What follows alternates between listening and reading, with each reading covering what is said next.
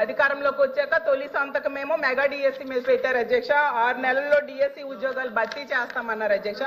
9 నెలలు అయింది అధ్యక్ష, ఒక్క టీచర్ పోస్ట్ కూడా భర్తీ చేయలేదు అధ్యక్ష. అలాగే తీసుకుంటే గౌరవ మంత్రివర్య లోకేష్ గారు జనవరి 1వ తేదీన జాబ్ క్యాలెండర్ ఇస్తామని మంత్రివర్యం చెప్పడం జరిగింది అధ్యక్ష. క్యాలెండర్ ఇయర్ మారిపోయింది కానీ జాబ్ క్యాలెండర్ మాత్రం ఇవ్వలేదు అధ్యక్ష. అలాగే ప్రభుత్వ ఉద్యోగుల పరిస్థితి, ప్రభుత్వ ఉద్యోగులకి ఏంటంటే 9 నెలల్లో ప్రభుత్వం తాలూకు నిజ స్వరూపం తెలిసిపోయింది అధ్యక్ష. ఎందుకంటే ఒక్క డిఏ కూడా 9 నెలల్లో ఇవ్వలేదు అధ్యక్ష. అసలు ఒక్క డిఏ కూడా ఇవ్వని ఏడాది ఏదైనా ఉందంటే అది ఈ కూటమి ప్రభుత్వంలో ఉన్న ఈ పరిపాలనలోనే అధ్యక్ష. అలాగే అధికారంలోకి రాగానే ఐఆర్ ఇస్తామన్నారు అధ్యక్ష. 9 నెలలు అయింది, 9 పైసలు కూడా ఇవ్వలేదు అధ్యక్ష. ఉద్యోగులకేమో పిఆర్సీ ఇస్తామన్నారు అధ్యక్ష. గతంలో జగన్మోహన్ రెడ్డి గారు వేసిన పిఆర్సీ కమిషన్ చైర్మన్ ఏమో బెదిరించి రాజీనామా చేయించారు అధ్యక్ష. ఇప్పుడు 9 నెలలు అయినా కూడా కొత్త చైర్మన్ ని అపాయింట్ చేయలేదు అధ్యక్ష. అధ్యక్ష చైర్మన్లు బెదిరిస్తాయంట అధ్యక్ష. ఎక్కడ బెదిరించా? మేడం గారు వైకాపా ప్రభుత్వం అనుకుంటున్నారు. ఇది ఎన్డీఏ ప్రభుత్వం అధ్యక్ష. ఇక్కడ ఎవరిని బెదిరించట్లేదు. చట్టపరంగా ఏమన్నా చేస్తాం. చైర్మన్లు బెదిరించాలంటే ఎట్లా అధ్యక్ష? ఇది సిపిఎస్ రద్దు చేస్తారన్నారు, రద్దు చేస్తారా చెప్పనండి సార్. సరెండర్లు ఎన్ని పెండింగ్ పెట్టి వెళ్ళారు సార్. పోలీస్ సోదరులు రావాల్సిన సరెండర్ చాలా పెండింగ్ పెట్టాం. మన ప్రభుత్వ అధికారులకు వచ్చిన సరెండర్ మనం 1 సరెండర్ క్లియర్ చేస్తాం సార్. బ్యాలెన్స్ కూడా క్లియర్ చేస్తాం సార్. జీతాలు సకాలంగా 1వ తారీఖు నాడు చెల్లిస్తున్నాం.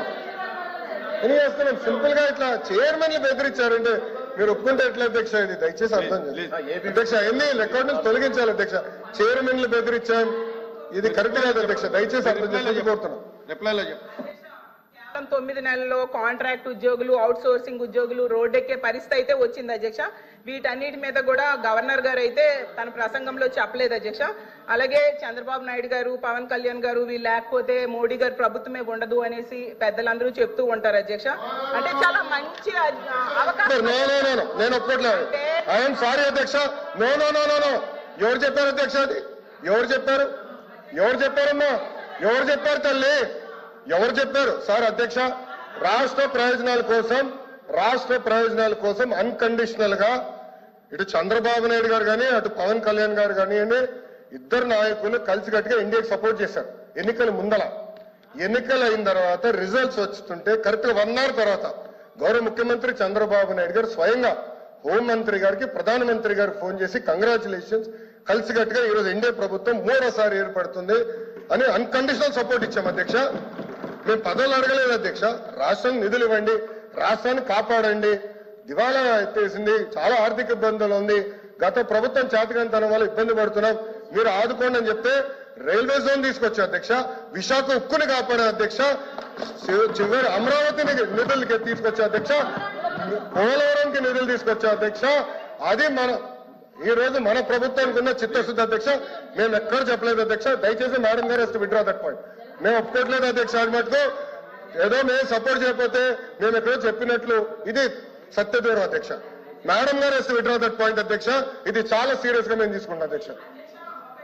అందరూ అంగీకరించాల్సిన నిజం, మన రాష్ట్రంలో ఉన్న ఎంపీల మీద కేంద్ర ప్రభుత్వం ఆధారపడి ఉంది అనేది నిజం కదండి అధ్యక్ష.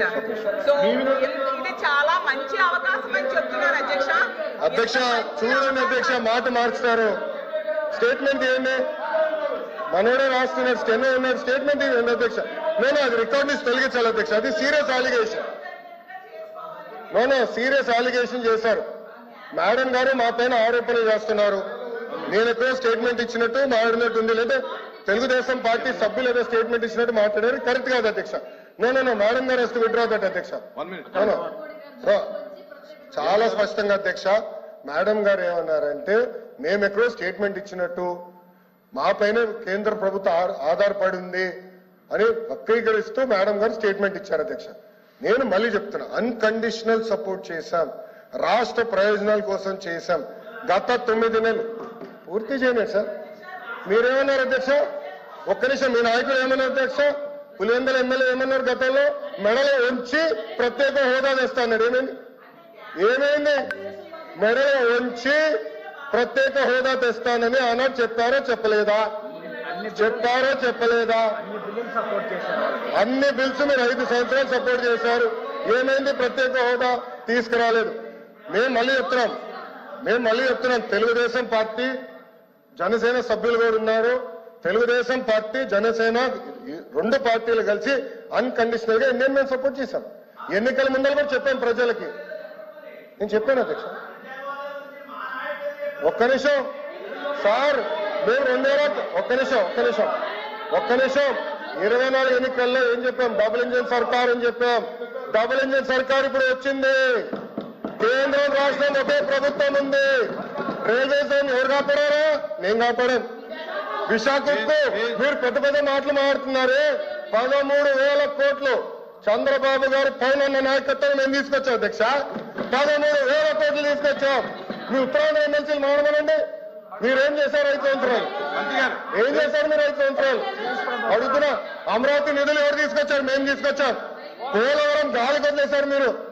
బుల్లెట్ దిగినా అని మీ మంత్రి గారు అడిగారు. ఏమేరైనా పెద్ద మాట్లాడతారు. పోలవరం నిధులు తీసుకొచ్చారు. 6.5 ప్యాకేజ్ కి మొన్న 1000 కోట్లు రిలీజ్ చేశాం. నో అధ్యక్ష, ఐఎమ్ ప్రొటెస్టింగ్. మేడం గారు has to withdraw that statement. ఇది కరెక్ట్ కాదు అధ్యక్ష. I'm sorry. ఓకే, సభ్యులు ఉన్నారని చెప్పొచ్చు, ఐ హావ్ నో ప్రాబ్లం. కానీ ఏదో మేము వాళ్ళని థ్రెటన్ చేస్తున్నట్టు ఏదో మా పైన ఆధారపడే పదం వాడతాం కరెక్ట్ కాదు అధ్యక్ష.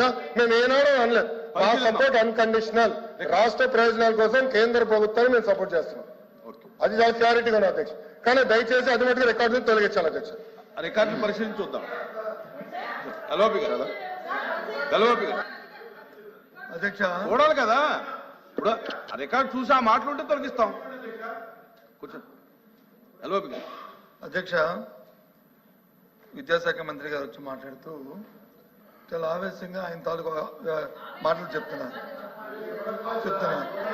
నేను మీ ద్వారా ఆయనకి మీ ద్వారా ప్రభుత్వాన్ని అడుగుతుంది ఏంటంటే, ఇవాళ జరుగుతున్న చర్చలో మా సభ్యులు అడిగింది ఏంటి?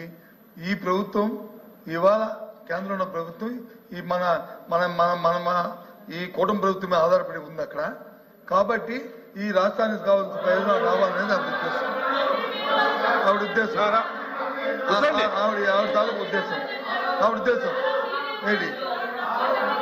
ఆ ఉద్దేశాన్ని కాదు అవునా అనేది మంత్రి గారు దయచేసి మంత్రి గారు ఆయన చెప్పిందంతా చెప్పండి. ఆయన చెప్పింది పూర్తయిన తర్వాత మీరు మాట్లాడండి. మళ్ళీ ఏమనుకో, డోంట్ థింక్ అదర్వైజ్. ఎందుకంటే మాట్లాడండి. మళ్ళీ మీరు చెప్పండి. ఆమె చెప్పింది అది కాదు, మా మీద ఆధారపడలేదు, లేదు మాకు అవసరం లేదు అని అంటే అదొక వేరే విషయం. ఇప్పుడు మీరే చెప్తున్నారు రాష్ట్ర ప్రయోజనాల గురించే మేము ఉన్నామని. ఎస్, రాష్ట్ర ప్రయోజనం. ఆ రాష్ట్ర ప్రయోజనాల్లో భాగంగానే ఈ రాష్ట్రానికి ప్రయోజనం కలిగించే ఈ అంశాలు చేయమని చెప్తుంది మా సభ్యురాలు. ఆ ప్రయోజనాలు తీసుకోమనే చెప్తుందే మా సభ్యురాలు. అంతకంటే ఇంకో ఉద్దేశం లేదు. మీరు చెప్తున్నారు ఏమని? అప్రస్తుతంగా సభలో లేని వ్యక్తులను వచ్చి మా నాయకుడు జగన్మోహన్ రెడ్డి గారి పేరు కూడా ఆయన తీసుకున్నారు. మరి అంతకుముందు ప్రభుత్వంలో 2004 నుంచి 2014 నుంచి 19లో ఉన్నప్పుడు ఏంటి మరి ప్రత్యేక పాలన తీసుకుని ప్రత్యేక ప్యాకేజీకి వచ్చి మీరు వచ్చి అయిపోలేదు, అంత మొత్తం అయిపోలేదు. ఆ రోజు రాష్ట్ర ప్రయోజనాలు కనిపించలేదా? ప్రత్యేక ప్యాకేజీ రావాలనే విషయం వారికి తెలియదా? ఎందుకు చేశారని? ఎందుకు చేశారు? అప్పుడున్న సందర్భం బట్టి ఆ కార్యక్రమాన్ని లేకపోతే ఈ కర్మ ఎందుకు ఈ రాష్ట్రానికి కర్మ ఎందుకు వచ్చింది? ఎందుకు ఇది గుర్తు వచ్చింది? ఆలోచించాలి. కాబట్టి దయచేసి సమయం పాటించి సభ్యులు మాట్లాడుతుందేంటి? తర్వాత మీరు దానికి మీరు రిప్లై చెప్తారు. చెప్పండి. మీ రిప్లైలో మీ ఇష్టం. ఏం చెప్తారో చెప్పండి. మేము వింటాం ఇక్కడ కూర్చొని. మోసలేదు చెప్పండి. కూర్చోవాలి.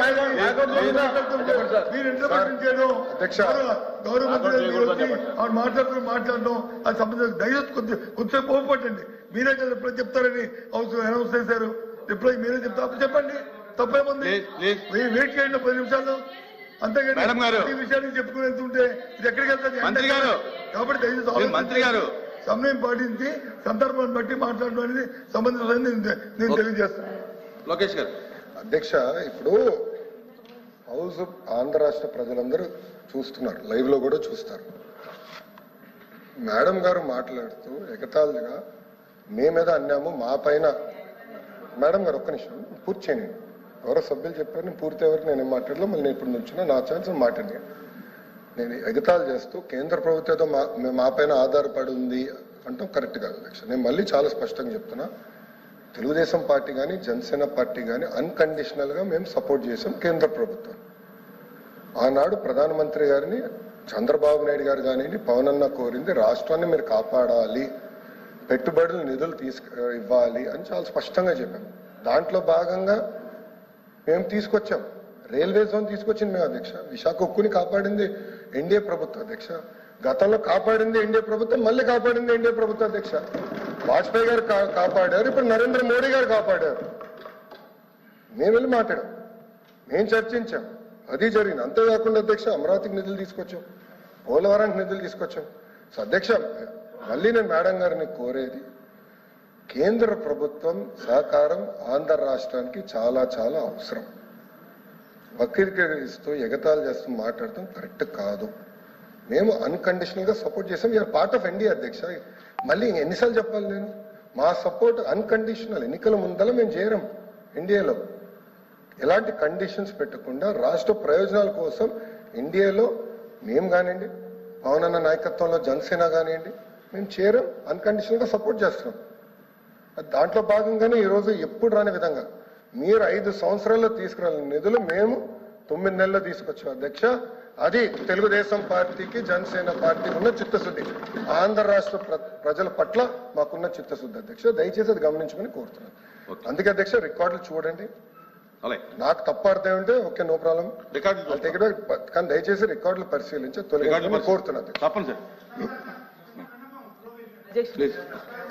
కూర్చోండి కూర్చోండి ప్రత్యేక హోదాని మేడం, మీరు కాంట్రవర్సీ లేకుండా